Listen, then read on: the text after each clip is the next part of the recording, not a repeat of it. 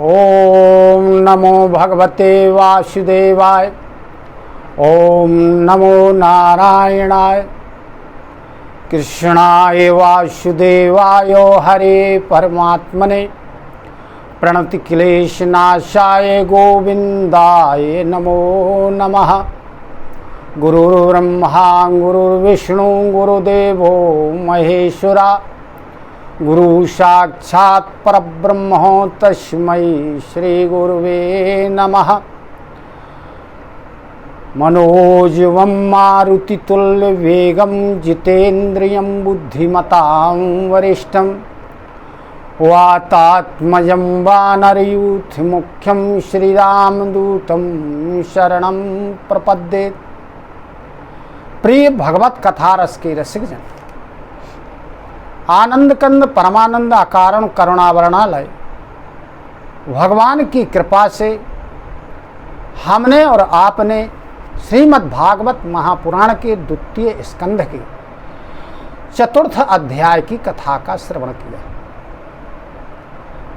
चतुर्थ अध्याय के अंत में राजा परीक्षित ने श्री सुखदेव जी से सृष्टि के बारे में, सृष्टि की रचना के बारे में प्रश्न किए। तब श्री सुखदेव जी राजा परीक्षित से कहते हैं कि यही प्रश्न नारद जी ने ब्रह्मा जी से कहे थे। अतः मैं वह नारद जी और ब्रह्मा जी का संवाद तुम्हें सुना रहा हूं, तुम ध्यान पूर्वक उसका श्रवण करो। तब श्री सुखदेव जी इस पंचम अध्याय में राजा परीक्षित को नारद जी और ब्रह्मा जी का संवाद सुना रहे हैं। इसमें सृष्टि के वर्णन के संबंध में कथा कही गई है।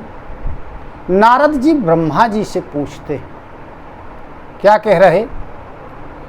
देव देव नमस्तेस्तु भूत भावन पूर्वजो तद्विजानी यज्ञानम आत्म तत्व निर्दर्शनम।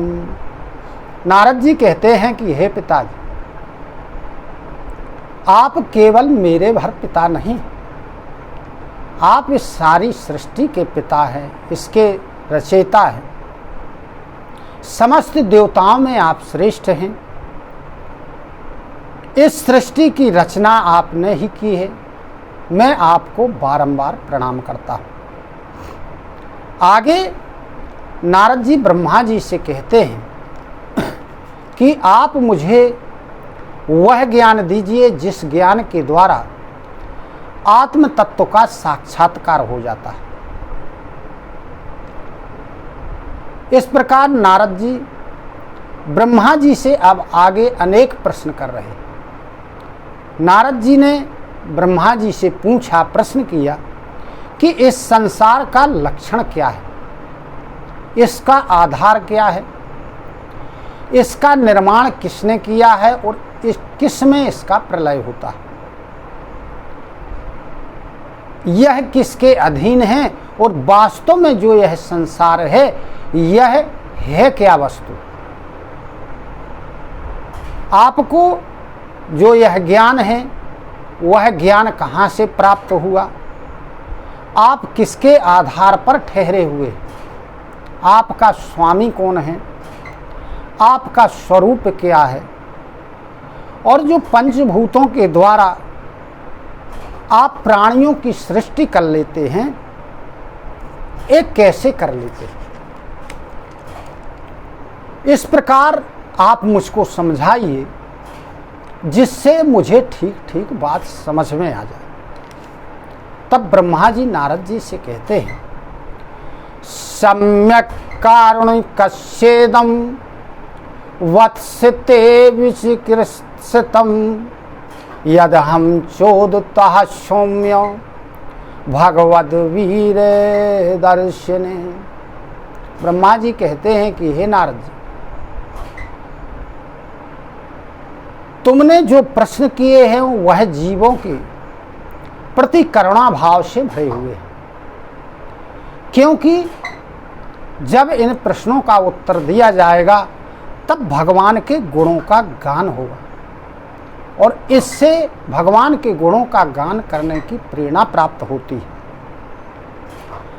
तुमने मेरे बारे में जो कहा वह सत्य है, क्योंकि जब तक मुझसे परे का जो तत्व है यानी परमात्मा, जब तक उसको जान नहीं लिया जाता है तब तक जो मेरा प्रभाव है वो ऐसा ही दिखाई पड़ता है।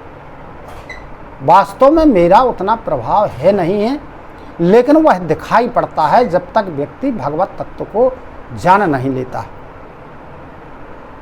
जैसे सूर्य, अग्नि, चंद्रमा, ग्रह, नक्षत्र, तारे आदि उन्हीं के प्रकाश से प्रकाशित होकर इस सारे संसार को प्रकाशित करते, उसी तरह स्वयं प्रकाश जो भगवान है उनके प्रकाश से प्रकाशित होकर मैं सारे संसार को प्रकाशित करता हूं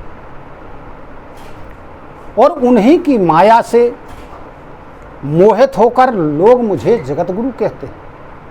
नहीं तो मैं जगतगुरु हूं नहीं, लेकिन लोग माया के कारण भ्रमित रहते हैं, जिसके कारण मुझे जगतगुरु कहते हैं। जगतगुरु तो केवल परमात्मा है, सारे संसार के और मेरे स्वामी तो मात्र भगवान ही हैं। कालम कर्म स्वभावम च मायेशो मायया स्वया आत्मन यदा क्षया प्राप्तम विभूषुरपादे। मायापति भगवान ने जब एक से अनेक होने की इच्छा की तब अपनी माया से अपने स्वरूप में स्वयं प्राप्त काल, कर्म और स्वभाव को स्वीकार करके अपनी शक्ति से ही काल ने तीनों गुणों सत, रज और तम, इन तीनों गुणों के द्वारा क्षोभ पैदा किया तथा स्वभाव ने उनको रूपांतरित कर दिया और कर्म ने महतत्व को जन्म दिया। इस प्रकार महतत्व उत्पन्न हुआ। तो सबसे पहले उत्पन्न हुआ महतत्व। महतत्व में जब विकार पैदा हुआ, विकार बना, तब वह अहंकार पैदा हो गया और अहंकार के तीन भेद हुए, वैकारिक, तेजस और तामस। हे नारद जी, क्रमशः ज्ञान शक्ति, क्रिया शक्ति और द्रव्य शक्ति यह प्रधान है। जो वैकारिक, तेजस और तामस हैं, इनमें क्रमशः ज्ञान शक्ति, क्रिया शक्ति और द्रव्य शक्ति की प्रधानता है। पंच महाभूतों के कारण अहंकार में विकार जो उत्पन्न हुआ, उससे आकाश की उत्पत्ति हुई। आकाश का मुख्य गुण है शब्द। जब शब्द किसी के मुंह से निकलता है तो वह आकाश में फैल जाता है। उसी आकाश तत्व के कारण एक व्यक्ति का कहा हुआ शब्द या किसी वस्तु से निकली हुई आवाज किसी को सुनाई पड़ती है। ये आकाश का मुख्य गुण है। उसके बाद जब आकाश में विकार पैदा हुआ तब उससे वायु की उत्पत्ति है। वायु का मुख्य गुण है स्पर्श। वायु दिखाई नहीं देती, केवल स्पर्श से जानी जाती है। अतः वायु का जो मुख्य गुण है वह है स्पर्श। वायु को स्पर्श के द्वारा ही जाना जाता है। जब वायु में विकार पैदा हुआ तब तेज की उत्पत्ति होती है। तेज का मुख्य गुण है रूप। तेज के कारण ही रूप दिखाई देता है। जब तेज में विकार हुआ तब जल की उत्पत्ति हुई। जल का जो मुख्य गुण है वह है रस।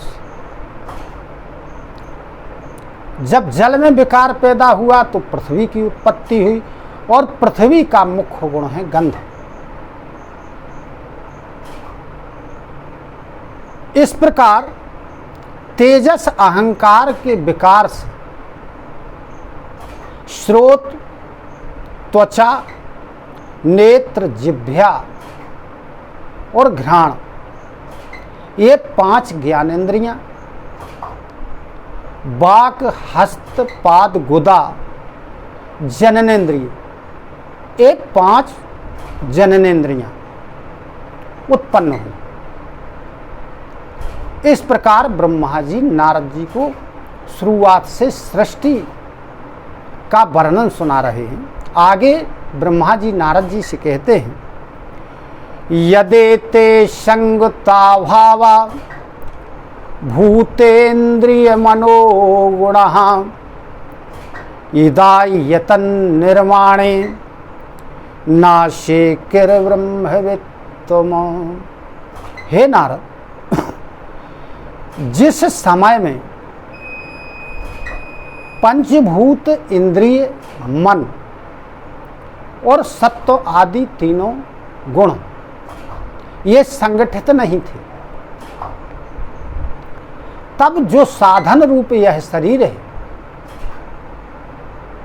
क्योंकि शरीर के साधन के द्वारा ही व्यक्ति क्रिया करता है, अतः जो ये साधन रूप शरीर है इसकी रचना नहीं की जा सकती, क्योंकि ये जो इंद्रिय, मन है और सत्व आदि तीनों गुण हैं, इनमें संगठन नहीं था। लेकिन जब भगवान ने अपनी माया से इन्हें प्रेरित किया, अपनी शक्ति से इन्हें प्रेरित किया, तब ये परस्पर एक दूसरे के साथ मिल गए, इकट्ठे हो और कार्य कारण भाव को स्वीकार करके व्यष्टि और समष्टि रूप पिंड और ब्रह्मांड की रचना हुई। जो यह ब्रह्मांड है यह पिंड के रूप में सबसे पहले तैयार हुआ। पिंड यानी अंडाकार, शून्य के आकार का। तो पहले पिंड की रचना हुई। जब वह ब्रह्मांड रूपी पिंड 1000 वर्ष तक जल में निर्जीव रूप से पड़ा रहा, फिर भगवान ने काल कर्म स्वभाव को स्वीकार करने वाले जो भगवान हैं, उन्होंने इस पिंड को जीवित कर दिया। उस पिंड रूपी अंडे को, जो अंडाकार था, उसको फोड़ करके उसमें से एक विराट पुरुष की उत्पत्ति हुई और उन विराट पुरुष के शरीर के जितने भी अंग हैं सभी हजारों की संख्या में थे।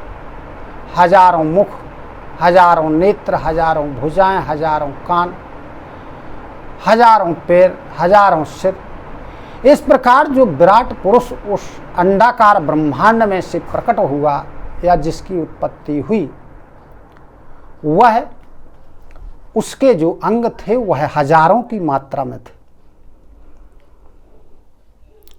विद्वान पुरुष इन्हीं विराट पुरुष के अंगों में सारे लोगों की कल्पना करते हैं और उनमें रहने वाली समस्त वस्तुएं, प्राप्त होने वाली समस्त वस्तुओं की कल्पना भी उसी में विराट पुरुष में करते हैं। नारद जी को ब्रह्मा जी समझाते हैं, कहते हैं कि भगवान के कमर के नीचे के अंगों में 7 पातालों की, पेडू के ऊपर अंगों में 7 स्वर्गों की कल्पना की जाती है। पुरुषस्सु मुखम ब्रह्म क्षत्रेतस्य वाहिवः उर्वोर्वैश्यो भगवतः पदभ्याम शूद्रो जायतो उस विराट पुरुष के मुख से ब्राह्मण की उत्पत्ति हुई, उनकी भुजाओं से क्षत्रियों की उत्पत्ति हुई, उनके उदर से वैश्य की उत्पत्ति हुई और उनके चरणों से शूद्र की उत्पत्ति हुई। इस प्रकार कहते हैं कि उसी विराट पुरुष के पैरों से लेकर के कटी पर्यंत सातों पाताल एवं भूलोक, नाभि में भुवरलोक, हृदय में स्वरलोक, वक्षा स्थल में महरलोक, गले में जनलोक, स्तनों में तपोलोक और मस्तक में सप्तलोक,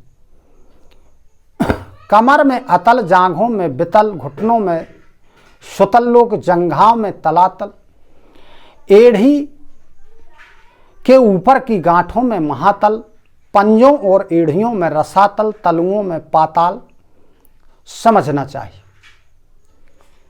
इस प्रकार विराट पुरुष जो है ये सर्वलोकमय है, सारा विश्व विराट पुरुष ही है। उनके चरणों में पृथ्वी, नाभि में भूवरलोक, सिर में स्वरलोक। इस प्रकार ब्रह्मा जी नारद जी को सृष्टि के बारे में बतलाते हैं।